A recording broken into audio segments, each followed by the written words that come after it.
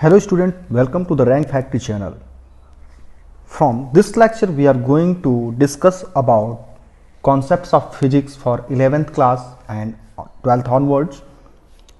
Here we are starting with the chapter named as physical world, and the whole theory and all the things of this chapter will be covered in 3 lectures, and this one is the first lecture out of that 3 in which we will discuss the physical world and the terms related with this.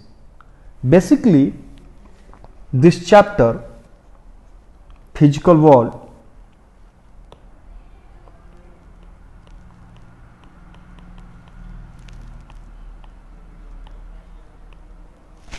is a introduction of physics and few terms which we will use in this study. Now, just we are starting with a word which is science.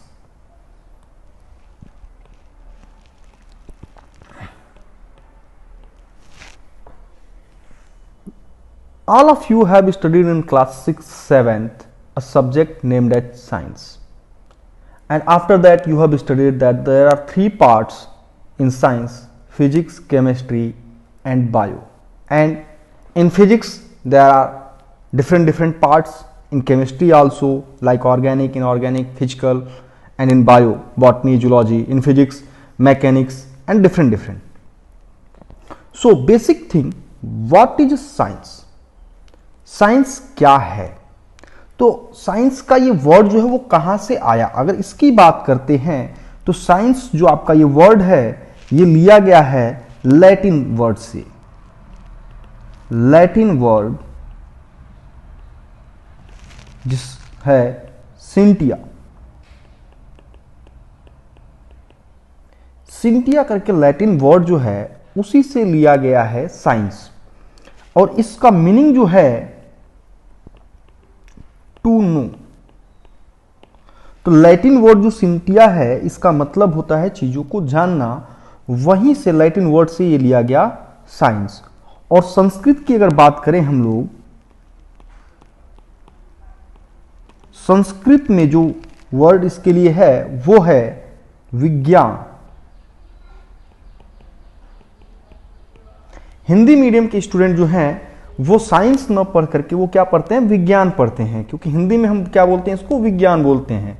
जैसे physics आप बोलते हो तो हिंदी में इसको भौतिक शास्त्र बोलते हैं या भौतिक विज्ञान बोलते हैं। और इस विज्ञान जो ये वर्ड है हमारे पास, इसका मतलब होता है नॉलेज।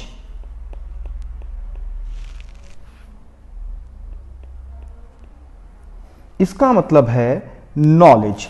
अब देखिए, जब बेसिक तौर पे जब मतलब वर्ड स्टार्ट हुआ होगा, जब मतलब मानव सभ्यता जो है हमारी शुरू हुई, तो कहीं कुछ न कुछ चीजें धीरे धीरे इन्वेंट करते गए लोग।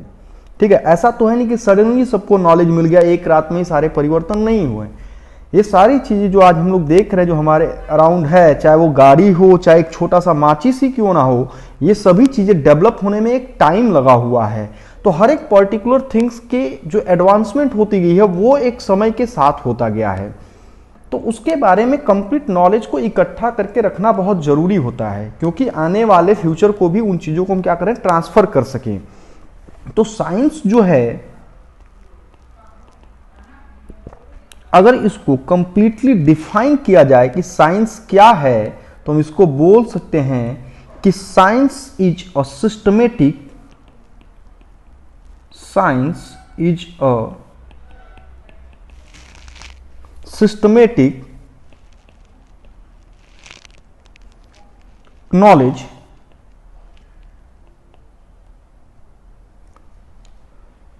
acquired through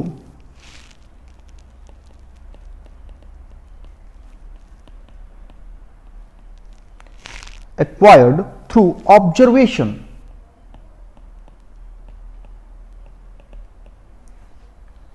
and experience।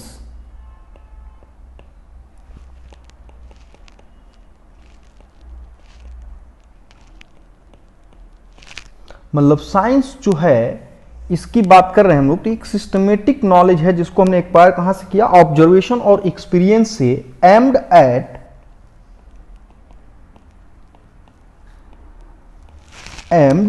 Eight understanding natural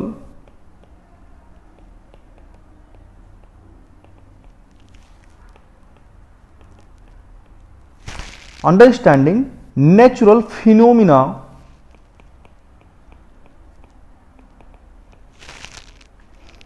in as much details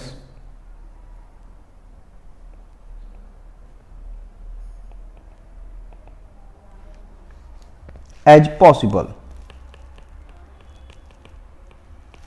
मतलब साइंस वर्ड आपका जो है वो लैटिन वर्ड है, कहां, सिंटिया वर्ड था जिससे लिया गया है, जिसका मतलब होता है टू नो, जानना। और संस्कृत की बात करते हैं तो इसको बोलते हैं विज्ञान, और इसका मतलब होता है नॉलेज, मतलब ज्ञान। अब बात करते हैं साइंस की, तो साइंस को हम डिफाइन करेंगे, this is the systematic knowledge, this is systematic, science is a systematic knowledge acquired through observation and experience aimed at understanding natural phenomena in as much detail as possible। मतलब किसी भी natural phenomena को पूर्णतया समझने के लिए, जितना ज़्यादा से ज़्यादा समझने के लिए हमने जो ऑब्जर्वेशंस किए हैं, एक्सपेरिमेंट का जो ऑब्जर्वेशन आ रहा है, जो हमने उसको अनुभव किया है, जो हमारा एक्सपीरियंस है, उसी को हम क्या बोलते हैं, साइंस बोलते हैं ना। अब बात करते हैं कि जो साइंस है, अब इसमें ऑब्जर्वेशंस वगैरह आपको करनी पड़ेगी। कोई घटना घटा है तो उस घटना को आप एक्सपेरिमेंटली उसको पहले देखेंगे, एक्सपेरिमेंट करके। तो अब बात करते हैं कि इसमें मेथड कौन कौन से इन्वॉल्व्स हैं। तो हम बात करें साइंटिफिक मेथड, साइंटिफिक मेथड्स की बारे में। जो साइंटिफिक मेथड हैं, अब उसमें देखिए हम नंबर वाइज सबको लिखते जा रहे हैं। साइंटिफिक मेथड में आपके 6 हैं। एक है आपका systematic observation,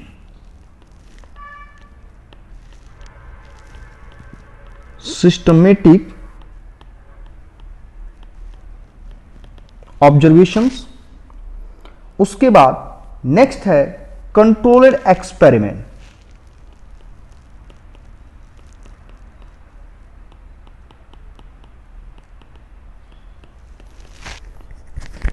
next qualitative and quantitative reasoning, qualitative and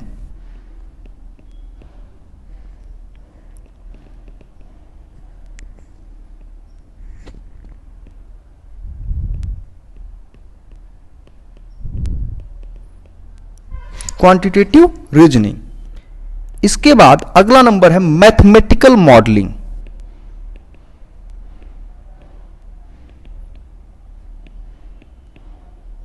mathematical modelling. फिर नेक्स्ट 5th जो है वो है प्रिडिक्शंस,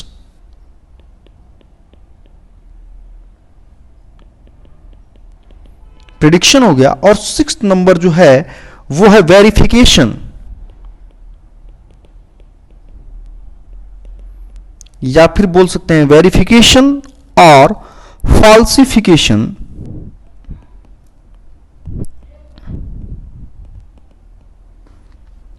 ऑफ थियरीज। इसको हम लोग बोल सकते हैं falsifiability. Now these are the 6 steps involve in scientific method.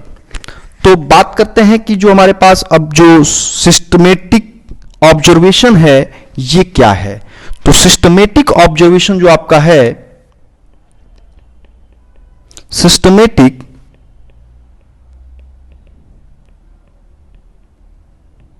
Observation, अगर इसकी बात हम करें तो ये क्या है, systematic observation it is setting up और study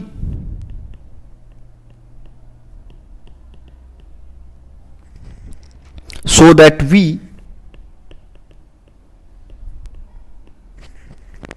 eliminate or reduce bias।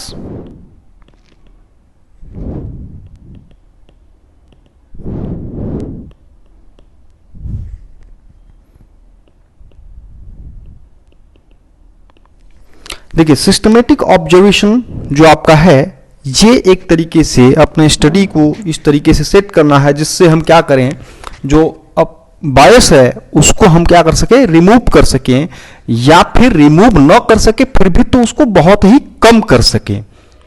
ठीक है, अब बात करते हैं कंट्रोल्ड एक्सपेरिमेंट। देखिए कंट्रोल्ड एक्सपेरिमेंट क्या है, generally compare the results obtained from an experimental sample against a controlled sample. अगर बात करें हम लोग, नेक्स्ट जो हमारे पास साइंटिफिक मेथड है वो है controlled experiment.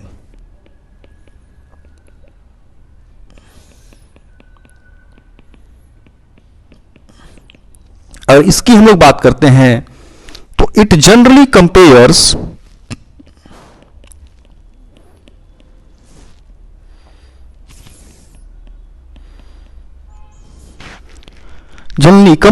the result obtained from an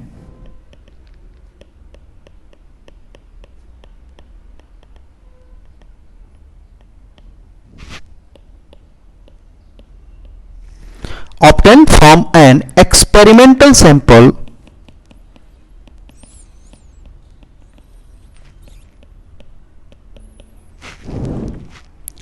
against a control sample.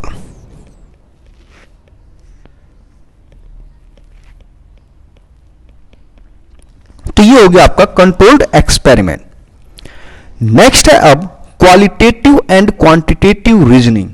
Third step जो आपका है वो है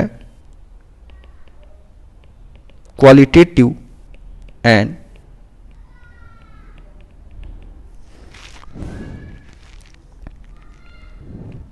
क्वांटिटेटिव रीजनिंग, ये आपका थर्ड मेथड है। तो ये क्या है, qualitative measurement is the heart of qualitative measurement is the heart of growth of science.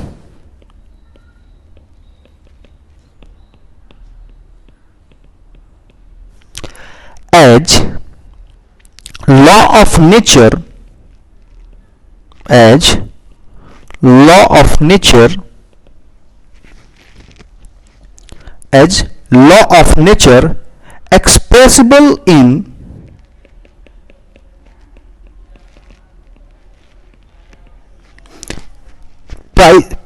precise mathematical equation।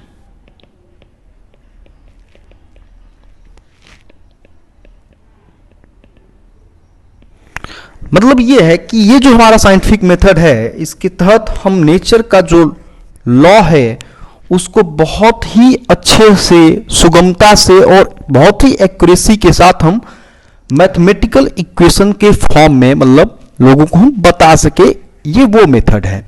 Now अब बात करते हैं मैथमेटिकल मॉडलिंग जो हमारा फोर्थ है।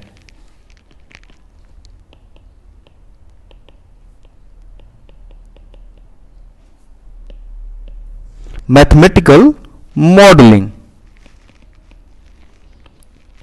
देखिए मैथमेटिकल मॉडलिंग की बात करते हैं तो ये एक ऐसा प्रोसेस है जहां पे हम मैथमेटिकल मॉडल डेवलप करते हैं। It is the process in which we develops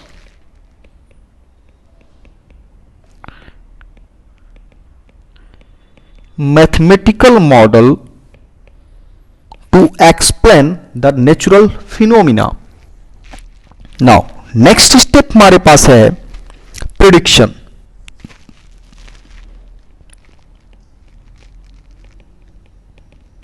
अब बात करते हैं प्रिडिक्शन की। देखिए प्रिडिक्शन जो है इसमें हम क्या करते हैं कि अब जो हमारा जो साइंटिफिक स्टेटमेंट वगैरह जो भी है फ्यूचर इवेंट का उसको बताना।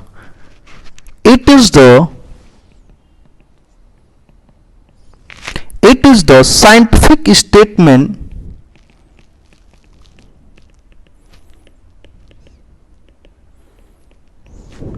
It is the scientific statement about a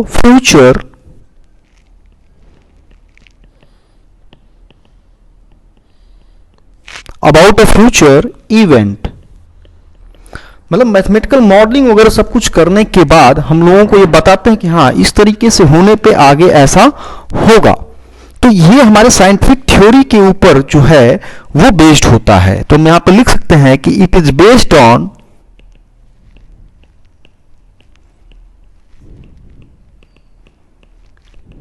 scientific theory. जैसे अगर वेदर फॉरकास्टिंग किया जा रहा है तो वहां पे कुछ चीजों को देख करके ही हम क्या करते हैं, अपना फ्यूचर एक इवेंट के लिए हम क्या करते हैं, स्टेटमेंट देते हैं कि हाँ इस टाइम पे बारिश होना है। तो वो प्रिडिक्शन किया जाएगा कि साइंटिफिक थ्योरी हमारी क्या बोलती है, मतलब कितनी वहां पे आर्द्रता वगैरह होनी चाहिए या कितना उसमें ह्यूमिडिटी है, क्या है, हवा का रुख कैसे है, कितना टेम्परेचर चल रहा है, उसके बिहाफ पे जाकर के हम अपना भविष्य का एक बताते हैं कि हाँ मानसून आएगा कि नहीं आएगा, बारिश कैसे होगी और कितनी होगी।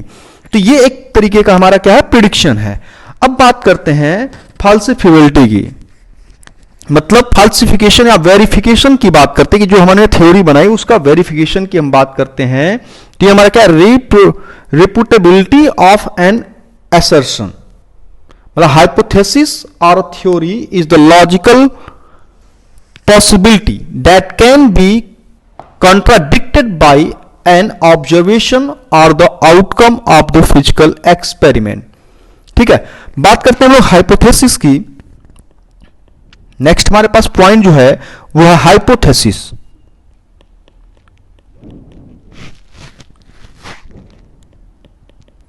तो हाइपोथेसिस देखिए, बेसिक तौर पे अगर हाइपोथेसिस की हम लोग बात करते हैं तो it is a super position, it is a super position without assuming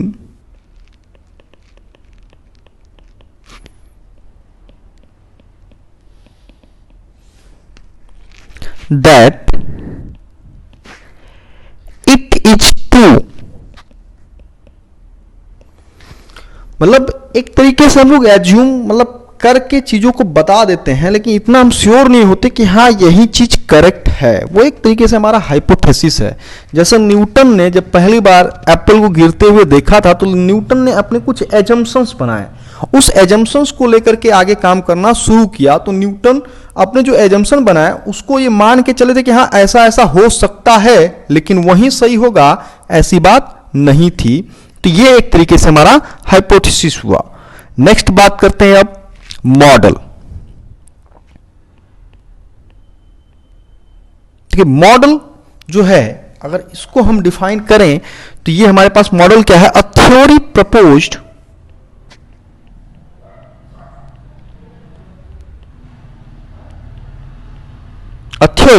proposed to explain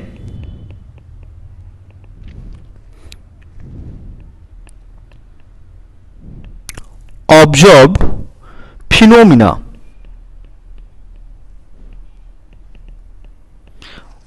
जो एक थ्योरी प्रपोज की गई है जिससे हम किसी फिनोमिना को क्या कर सकते हैं, एक्सप्लेन कर सकते हैं, वो हमारा क्या एक मॉडल है। जैसे हम बात करते हैं इसके एग्जांपल के तौर पे तो बोहर मॉडल।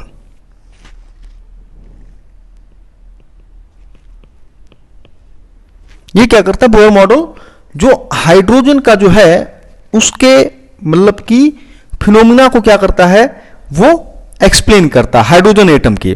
नाउ अब बात करते हैं कि थ्योरी, जिस थ्योरी की हम लोग बात कर रहे हैं ये क्या है।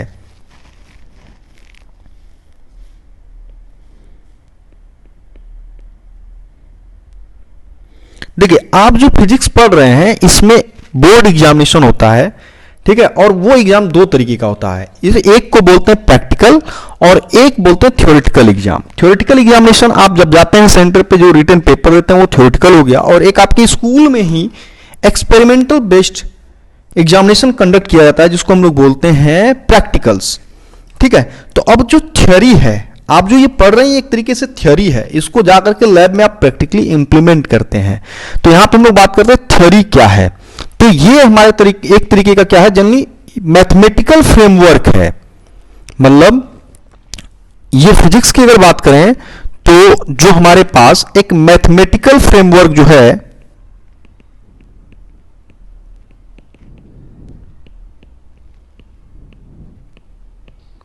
Mathematical framework derived from a small set of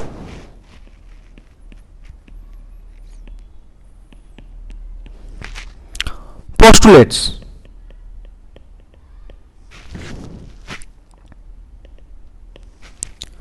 इसको हम बोलते हैं theory, which is capable of producing experimental predictions for a given category of physical system.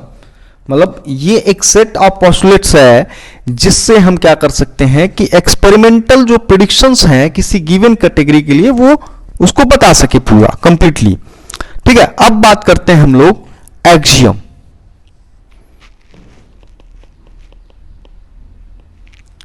ये क्या है? ये एक ऐसा चीज है जो कि खुद में एक एविडेंट है। ये मतलब सेल्फ एविडेंट की बात हो रही है। मतलब an axiom is a truth जो सेल्फ एविडेंट है। ये एक सत्य का है जो खुद से अपने आप को एक्सप्लेन करता है।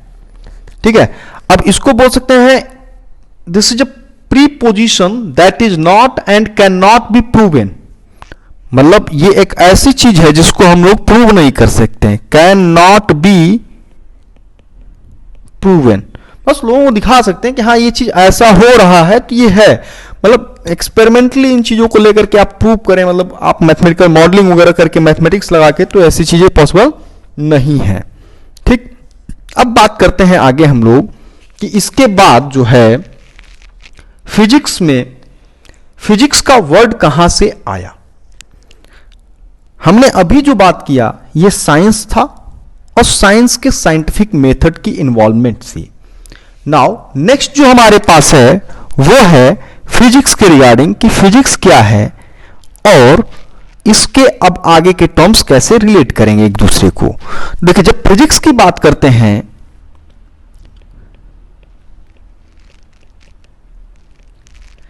तो फिजिक्स जो है, जिस तरीके से साइंस आपका लैटिन वर्ड से लिया गया है, ये लिया गया है ग्रीक से। ये जो है ग्रीक वर्ड जो है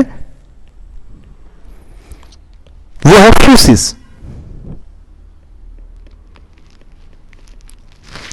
इसका मतलब जो है नेचर। इसका मतलब जो है फ्यूसिस का नेचर है। तो ग्रीक वर्ड फ्यूसिस से लिया गया है फिजिक्स का वर्ड, और फ्यूसिस का मतलब है नेचर। अगर हम बात करें संस्कृत की तो संस्कृत में इसको बोलते हैं भौतिकी।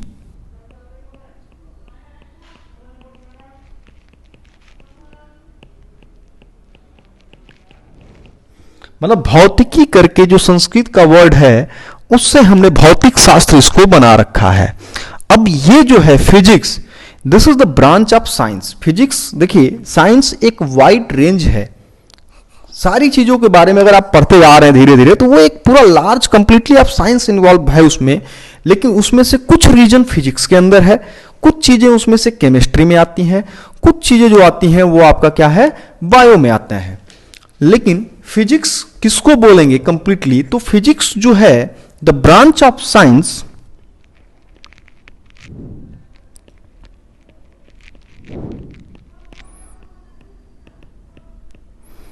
the branch of science which deals or devoted to study of nature and natural phenomena.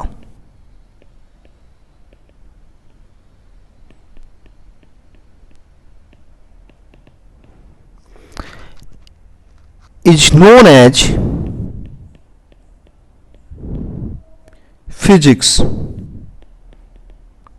मतलब जो फिजिक्स है आपका ये साइंस का वो एक पार्ट है जो नेचर और इस नेचुरल फिनोमिना की स्टडी के लिए ही डिवोटेड है। ठीक है, अब इसमें क्या क्या है? Study of intimate matter,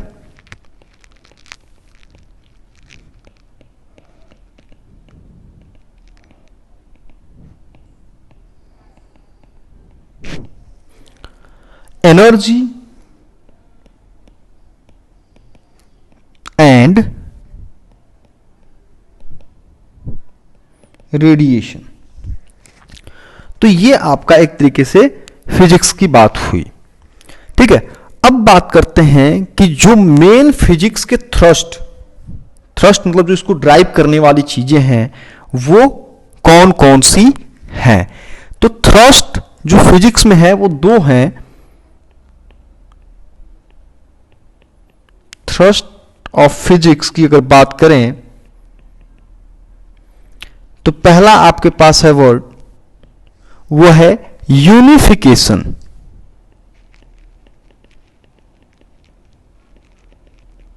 first unification and second जो है वो है reduction. Unification and reduction. Now जब हम यूनिफिकेशन की बात करते हैं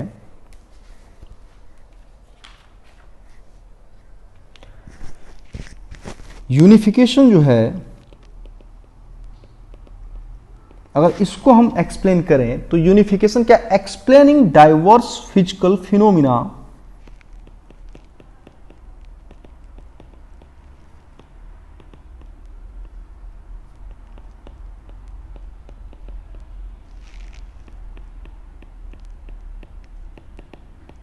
explaining diverse physical phenomena in terms of few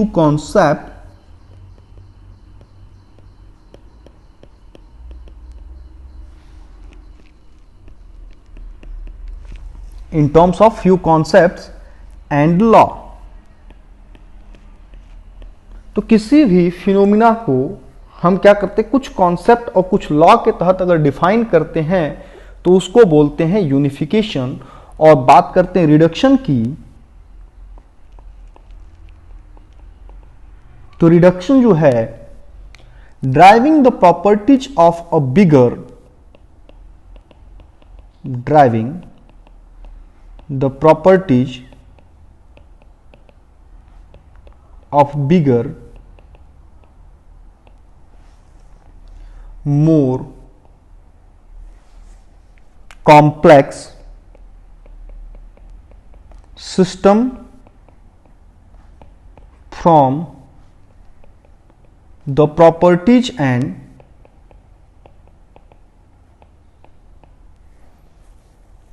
interaction of its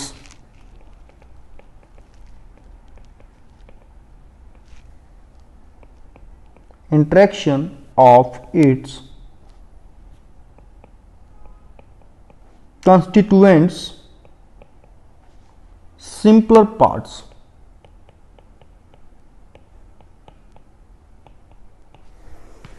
मतलब रिडक्शन एक ऐसा प्रोसेस है जिसमें हम एक बहुत बड़े या कॉम्प्लेक्स सिस्टम को क्या करते हैं कि वहां से जो इसके इंटरेक्टिव चीजें हैं, जो छोटे छोटे पार्ट्स हैं, उनके कंस्टिट्यूएंट्स में उसको स्टडी करते हैं, तो हम क्या बोलते हैं उसको?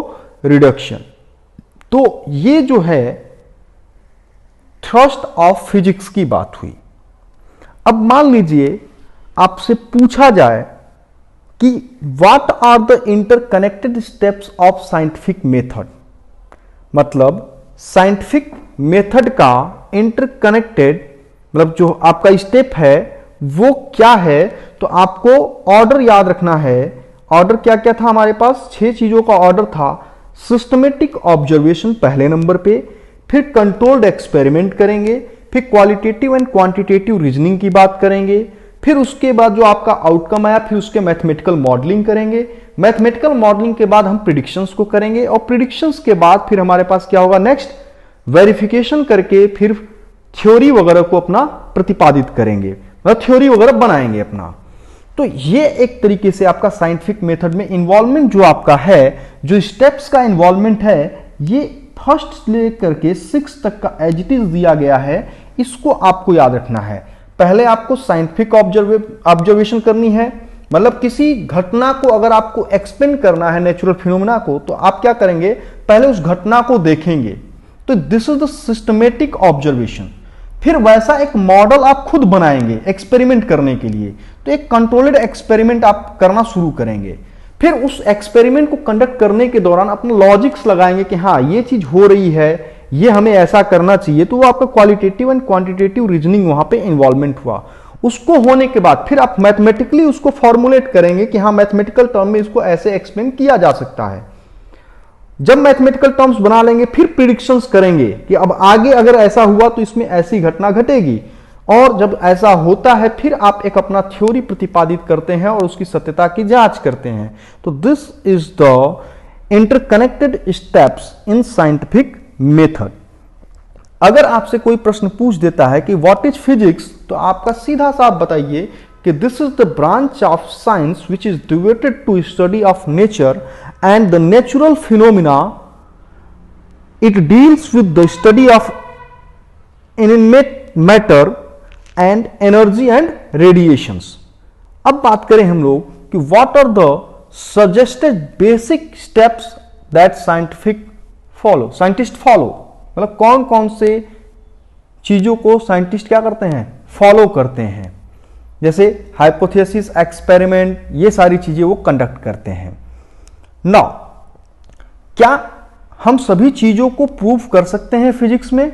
ऐसा मतलब की बात नहीं है, सभी चीजों को प्रूव नहीं कर सकते। कुछ चीजें ऐसी हैं जिसको हम केवल बता सकते हैं कि हाँ ऐसा घटना हुआ है, एक थ्योरी हमने दिया हुआ है, ठीक है, वो सेल्फ एविडेंट अपना है, ठीक है। कुछ चीजें आप हर चीज को प्रूव नहीं कर सकते, उसको केवल नेचर के जो घटना है उसको आप लेकर के प्रिडिक्ट कर दिए कि हाँ ऐसा होगा और वो वैसा हो रहा है, तो वो नेचर खुद अपना एक एविडेंस आपको दे रहा है, लेकिन आप उसको हमेशा एकदम प्रूव नहीं कर पाएंगे ना। जो अब नेक्स्ट हम मूव कर रहे हैं, हमारे पास है scope and excitement of physics की बात करेंगे। तो देखिए स्कोप वगैरह तो बहुत ढेर सारी चीजें हैं, लेकिन हम जनरली अब चलते हैं डोमेन्स को लेकर के कि फिजिक्स में कौन कौन से डोमेन्स अब आपको हैं जिनको स्टडी करनी है। तो 2 डोमेन्स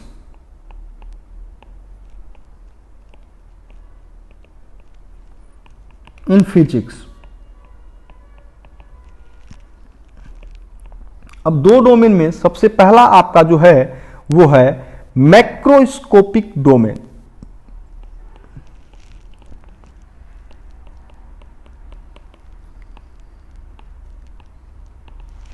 देखिए पहला आपका है मैक्रोस्कोपिक डोमेन और दूसरा आपका है माइक्रोस्कोपिक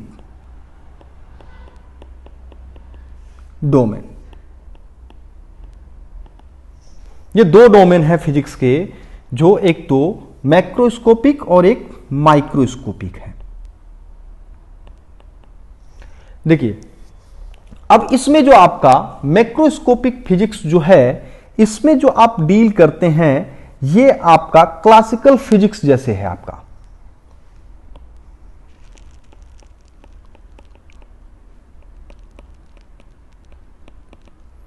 क्लासिकल फिजिक्स इसमें इन्वॉल्व है।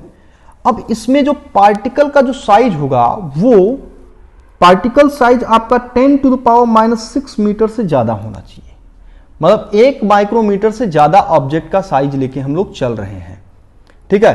अब इसमें जो है जैसे कि हम बात करें कि डस्टर वगैरह जो है, चौक है या कोई कार वगैरह है, इसका स्टडी कर रहे हैं, तो ये किसके तहत आता है? मैक्रोस्कोपिक के तहत आता है। और जो क्लासिकल फिजिक्स की बात कर रहे हैं हम लोग, क्लासिकल फिजिक्स में क्या क्या चीजें हमारी इन्वॉल्व होंगी, तो जैसे न्यूटन्स लॉ।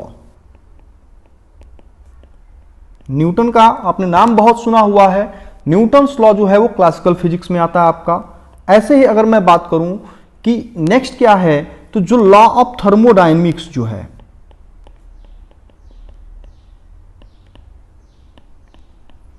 वो आता है आपका क्लासिकल के तहत। फिर Maxwell law of electromagnetic wave, मतलब यहां पे लिख देते हैं Maxwell's law. of electromagnetism and Lorentz force.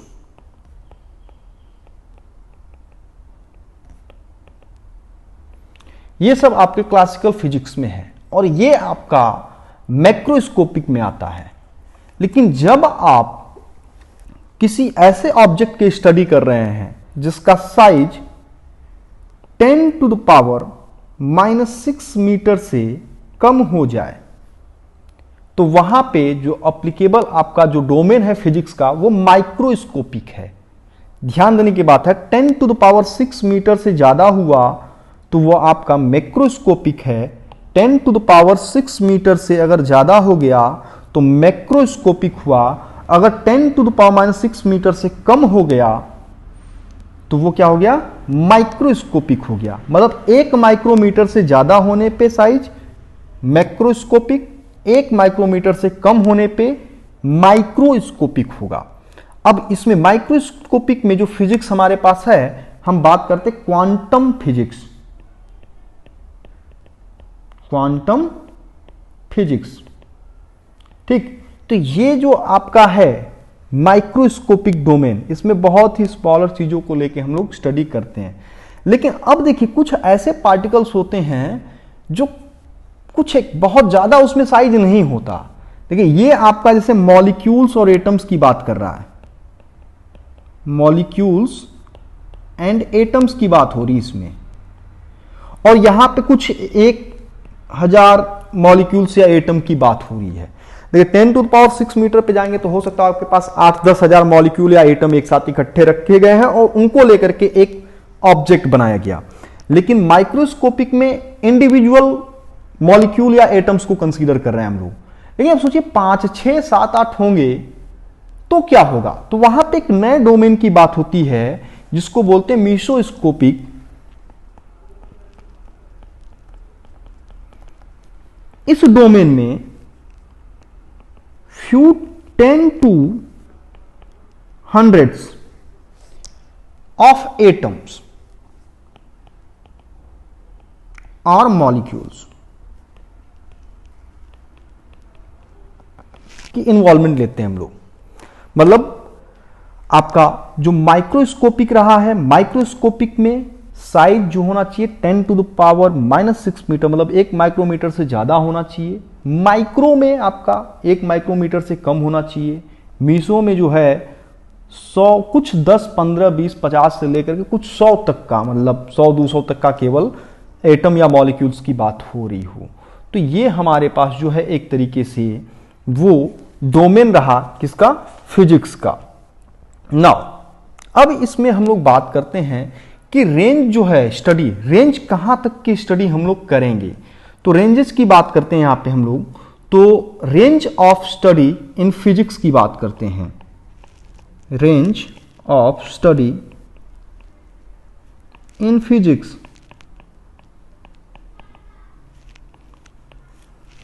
तो range of study in physics जो है, अब जैसे आपको मान लीजिए कहा जाए कि किसी चीज को आप बहुत छोटे से छोटे साइज तक जाके पढ़िए, तो आप कहां तक जा सकते हैं, एटम या एटम के अंदर जाकर के साइज आप निकाल सकते हैं। उससे भी छोटे की बात की जाएगी तो आप मतलब नहीं कर सकते हैं, वो भी उसके लिए आपको स्पेशल इंस्ट्रूमेंट चाहिए। लेकिन अगर मान लीजिए एक कागज के टुकड़े को कहा जाए कि उसको तोड़ते जाइए तब तक कि जब तक बहुत छोटा ना हो जाए, तो शायद वो 1 mm के साइज तक जाकर आप रुक जाएंगे, उससे कम नहीं कर सकते हैं। तो ये आपकी लिमिटेशंस है। ऐसे ही अगर आपको कहा जाए कोई चीज को अगर देखिए और साइज बताइए, तो बहुत बड़ा से बड़ा आप कितना देख सकते हैं, 1 प्लेनेट 2 प्लेनेट आप देख पा रहे हैं, या कुछ एक आप यूनिवर्स में जो है गैलेक्सी को भी पूरा नहीं देख पा रहे हैं। तो इस तरीके से अगर हम बात करें कि हम मेजरमेंट करने में लेंथ की अगर बात करते हैं,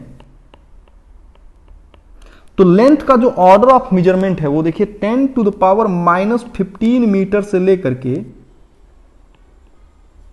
10⁻26 मीटर तक के लिए हम लोग लिमिटेड हैं। मतलब यहां पे आपका जो रेंज है वो -15 ऑर्डर से लेकर के 26 के ऑर्डर तक है। मतलब 10⁻⁻15 से 10⁻26 तक के लिए है। तो वेरिएशन इन ऑर्डर आपका 1041 का है, तो 10⁻41 का आपका डिफरेंस इसमें आएगा। इसी तरीके से अगर हम मास की बात करें, तो मास जो है कम से कम कितना आप मेजर कर सकते हैं, तो 10⁻³ kg, जैसे आपको पता है इलेक्ट्रॉन का मास 9.1 इंटू 10⁻31 kg होता है, तो 9.1 को क्वांटाइज कर दीजिए ऑर्डर में, तो 10⁻30 kg हो गया। और यहां से लेकर के ये 10⁻55 kg तक आप जा सकते हैं। This is the maximum range. इसके आगे भी मास है, लेकिन हमारा जो लिमिट है वो यहां तक है। बात करें टाइम की हम लोग, तो टाइम में 10⁻−22 सेकेंड से लेकर के 10⁻18 सेकेंड तक आप जा सकते हैं। तो इस तरीके से आपका जो है ये एक रेंज है जिसमें आप डील कर रहे हैं। तो फिजिक्स में दो पार्ट्स आपके थे, एक मैक्रोस्कोपिक, एक माइक्रोस्कोपिक। और जो साइंस है, देखिए साइंस में आप जाके बीटेक करेंगे चाहे जो भी करेंगे, तो एक टेक्नोलॉजी करके वर्ड आपको मिलता है। तो टेक्नोलॉजी और साइंस एक दूसरे को रिलेट करते हैं। किसी चीज के साइंस को जान करके उसको नए तरीके से एडवांस कर देना ही टेक्नोलॉजी है, और वो टेक्नोलॉजी जो डेवलप होगा वो साइंस से रिलेट करेगा। तो फिजिक्स और टेक्नोलॉजी एक दूसरे को रिलेट करेंगे, ठीक है। फिजिक्स से टेक्नोलॉजी आएगी और टेक्नोलॉजी से एक नया फिजिक्स आपका डेवलप हो जाएगा, और साइंस टेक्नोलॉजी एक दूसरे को इंटर रिलेट करते हुए ही चलेंगे। तो टेक्नोलॉजी की स्पेसिफिक थिंग पे होती है, लेकिन साइंस से कई चीजों को लेके चलता है। और टेक्नोलॉजी जो है वो पूरी सोसाइटी को क्या करता है, इफेक्ट डालता है। जैसे अगर हीट इंजन का डेवलपमेंट नहीं हुआ होता तो क्या रेल इंजन वगैरह बन सकता था? नहीं बन सकता था। तो लॉ ऑफ थर्मोडायनेमिक्स के कॉन्सेप्ट पे, मतलब साइंस का जो फिजिक्स था उसके कॉन्सेप्ट पे हमने क्या किया, अपनी एक नई टेक्नोलॉजी डेवलप कर दी। तो ये चीजें जो हैं एक दूसरे को रिलेट करते हुए आगे चलेंगी। तो अभी ये जो वीडियो लेक्चर था इसमें हम लोग इतना ही अभी कवर किए हैं। आगे जो है वो पूरा कवर किया जाएगा, जिसमें टेक्नोलॉजी और साइंस कहाँ पे कैसे यूज किया गया है वो डिस्कस करेंगे हम लोग। इसी के साथ साथ कुछ लॉ वगैरह जो है उसको डिस्कस किया जाएगा। इस वीडियो को अगर आप वीडियो अच्छा लगा है तो आप चैनल को सब्सक्राइब करिए। ऐसे ही रेगुलर वे में आपको पर डे एक एक लेक्चर मिलता जाएगा, और इसमें आपको वर्कशीट भी मिलती जाएगी साथ में। और जो ये आपको पढ़ाया जा रहा है ये सॉफ्ट कॉपी जो है वो टेलीग्राम चैनल पे भी आपको मिलेगा। तो डिस्क्रिप्शन में लास्ट में मैं टेलीग्राम चैनल का लिंक दे रहा हूं। जैसे ही ये चैप्टर की फाइनल वीडियो अपलोड होगी, लास्ट वीडियो मतलब third video of this chapter, उसके बाद जस्ट आपको ये पूरा चैप्टर का ये सॉफ्ट मटेरियल जो मैंने आपको पढ़ाया है वो वहां पे आपको अवेलेबल मिलेगा। Thank you.